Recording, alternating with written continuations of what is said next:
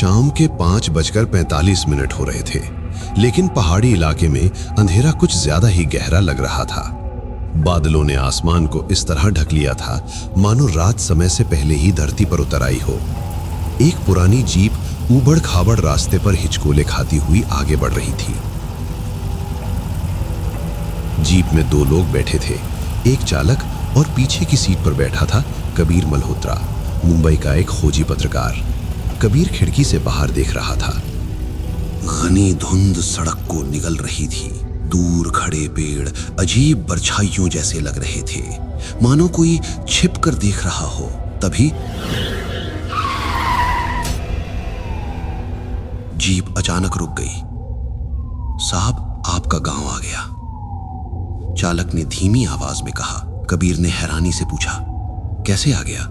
नक्शे के हिसाब से शांतिवन गांव अभी 3 किलोमीटर दूर है। चालक ने धीरे से गर्दन घुमाई। उसकी आंखों में अजीब सा डर था। साहब, उस टूटे हुए मंदिर के आगे कोई गाड़ी नहीं जाती, और जो जाता है वो वापस नहीं आता। कबीर हल्का सा हंसा। अच्छा, भूत प्रेत की कहानी है क्या? चालक बोला, काश ये सिर्फ कहानी होती। वहां है काली झील। कबीर को लगा चालक उसे डराकर ज्यादा पैसे लेना चाहता है। वो जीप से उतर गया। जैसे ही वो नीचे उतरा, चालक ने तुरंत जीप मोड़ी और घनी धुंध में गायब हो गया। अब वहां सिर्फ कबीर था। ठंडी हवा, सुनसान जंगल और मौत जैसी खामोशी। कबीर ने अपने बैग से टॉर्च निकाली और आगे बढ़ने लगा। रास्ता पथरीला था।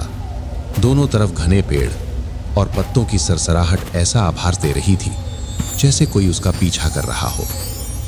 कबीर खुद को समझाने लगा, शांत रहो, ये सिर्फ हवा है। लेकिन वो जानता था कि वो खुद से झूठ बोल रहा है। वो यहां एक खास वजह से आया था।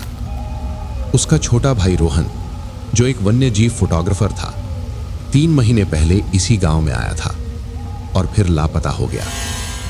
आखिरी बार फोन पर रोहन ने घबराई आवाज में कहा था, भैया, मैंने झील देख ली, पानी मुझे बुला रहा है।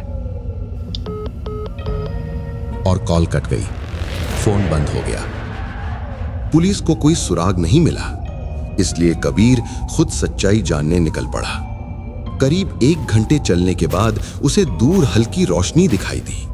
वो शांतिवन गांव था। गांव के प्रवेश द्वार पर लकड़ी का एक बोर्ड लगा था, यहां आना अपनी मौत को निमंत्रण देना है। कबीर का गला सूख गया। गांव में प्रवेश करते ही एक अजीब सी बदबू आई। गीली मिट्टी, सड़ी हुई लकड़ी और जैसे किसी पुरानी चीज के गलने की गंध। गलियां सुनसान थी, घर बंद थे, खिड़कियों के पर्दे तक नहीं हिल रहे थे। ना कोई इंसान, ना कोई जानवर। कबीर ने एक घर का दरवाजा खटखटाया। कोई है? कोई जवाब नहीं आया, लेकिन उसे महसूस हुआ कि दरवाजे के पीछे कोई खड़ा उसकी आवाज सुन रहा है। तभी उसकी नजर एक चबूतरे पर बैठे एक बूढ़े आदमी पर पड़ी। सफेद दाढ़ी, झुकी कमर और धुंधली आंखें। कबीर उसके पास गया। नमस्ते बाबा, मैं शहर से आया हूं, क्या रात रुकने की कोई जगह मिल सकती है? बूढ़े ने धीमी आवाज में कहा, वापस चले जाओ, ये जगह इंसानों के रहने लायक नहीं है। कबीर बोला, मेरा छोटा भाई रोहन यहां आया था। नाम सुनते ही बूढ़ा कांप गया। कैमरा लेकर आने वाला लड़का तुम्हारा भाई था? कबीर की धड़कन तेज हो गई। हाँ, वो कहाँ है? बूढ़े ने चारों ओर देखा, फिर फुसफुसाया, उसे काली झील ने अपना बना लिया। क्या मतलब? वो डूब गया? काली झील में लोग डूबते नहीं, झील उन्हें निगल जाती है। शरीर, आत्मा, यादें, सब कुछ। कबीर स्तब्ध रह गया। झील कहाँ है? गांव के उत्तर दिशा में, जंगल के उस पार। लेकिन आज रात मत जाना, आज अमावस्या है, और जब अंधेरा गहरा होता है, झील का पानी जमीन पर फैलने लगता है। मजबूरी में कबीर बूढ़े के घर रुक गया। आधी रात को जैसे गीले पैरों की आहट, कबीर की आंख खुल गई। दरवाजे के नीचे से काला पानी कमरे में घुस रहा था और उस पानी में एक चेहरा दिखाई दे रहा था। भैया मुझे बचाओ, वो रोहन था।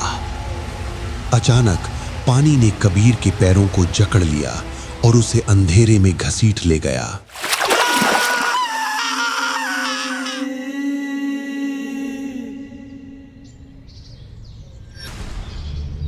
सुबह जब गांव वालों ने देखा, घर के अंदर सिर्फ गीली मिट्टी थी और जमीन पर एक कैमरा पड़ा था।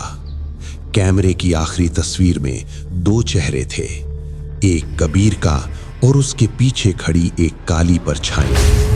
तब से गांव में एक बात कही जाती है कि काली झील उन्हें बुलाती है जो उसके रहस्य जानने की कोशिश करते हैं।